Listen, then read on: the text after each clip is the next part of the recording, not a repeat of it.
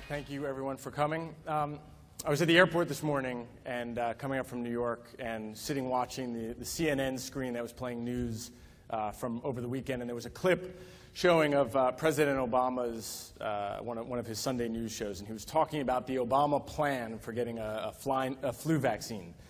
And he said, I'm going to call my head of HHS, I'm going to call my head of the CDC, and they're going to advise me as to whether or not the Obama family should get a flu vaccine, and then I'm going to do what they tell me to do. Makes sense, I guess, if you have that kind of access. Then he said, and if they say that I should get a flu vaccine, then I'm going to get in line like everybody else and wait my turn. At which point, everybody in the sitting area with me started laughing hysterically. The idea of President Obama waiting in line with everybody else to get his flu vaccine just didn't ring quite true. And what happened in the conversation that ensued right after is that there was a clear sense that he had lost credibility with that line. Anything that he was trying to convey in his statement about getting a flu vaccine was lost in a misspoken line, an over-exaggeration, something that he didn't need to say and ended up backfiring. And we see over and over again in the communications that we have today that it's the subtle things. It's a turn of phrase. It's the right word or the wrong word. It's words said in the wrong order or the right order. It's the right tone or the wrong tone that can often be the difference between whether or not you have credibility or whether you're seen as making things up, whether you're successful or whether you're a failure. If you're following the healthcare debate today, you can see the impact on language and what's happening. Government takeover of healthcare, rationing of healthcare, even death panels. Huge exaggerations maybe in what's actually going on, but if you watch the news coverage, you can see that these simple phrases make a huge difference in the way the debate about healthcare reform plays out. And what we found is that what's true in politics is equally true in marketing. It's true in employee communications. It's true in investor relations. It's that words matter and language matters. And that there is both an art and a science to finding the most effective language to make your point, to get people to listen to you, and to be successful in what you're trying to achieve. Now, the stakes have really never been higher than they are today, because we live in what I call a post-trust era. We're in a time where people don't trust institutions. We don't trust the government. We don't trust companies. We certainly don't trust CEOs. We don't trust salespeople. In one group that I did recently, we asked, who do you trust? And a woman about 60 years old said, I trust no one.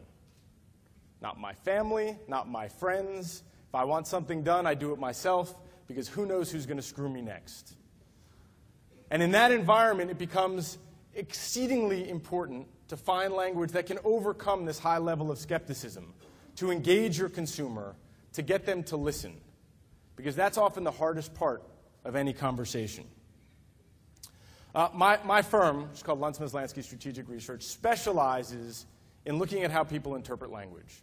And as Kathy said, we've done thousands of focus groups all over the world to try and understand how people respond to different messages. What makes a message effective? What makes it credible?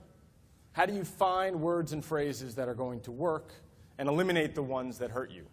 And what we found is that there are a lot of common elements to effective communication. That there are rules that you can follow to do a better job at communicating.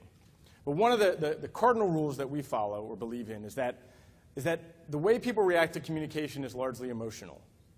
That yes, you can give people a message and ask them what they think about it, and they can over-intellectualize it, and they can think about whether they like it or they don't like it, and what they like about it or what they don't like about it.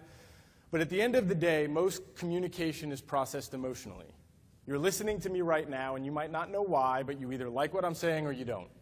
Hopefully you do. But it's emotional, it's visceral, it's instantaneous. It's a reaction to the words and phrases that I use. And so we use a technology called instant response, which I'll explain to you a little more in a second, to try and get at the emotional responses to language, to try and understand, before people know why they respond a certain way, how they're responding.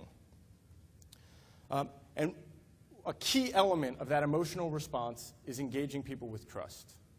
That the communications around trust, the language of trust, has become a necessary condition to effective conversations and communication. So what I'm not going to do today is guarantee that you're going to walk out of this session with some great insights.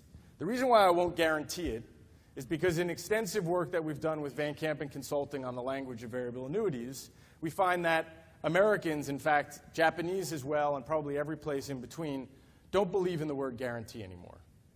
If I say I guarantee something to you, chances are your reaction's negative, because there are no guarantees in life.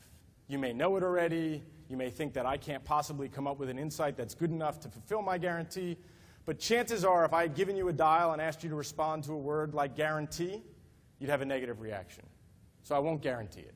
I will say that I think when you hear what these investors have to say, that you'll learn some things. You'll get a deeper insight into the mind of your customers, and hopefully leave here having some new ideas about how to communicate with them.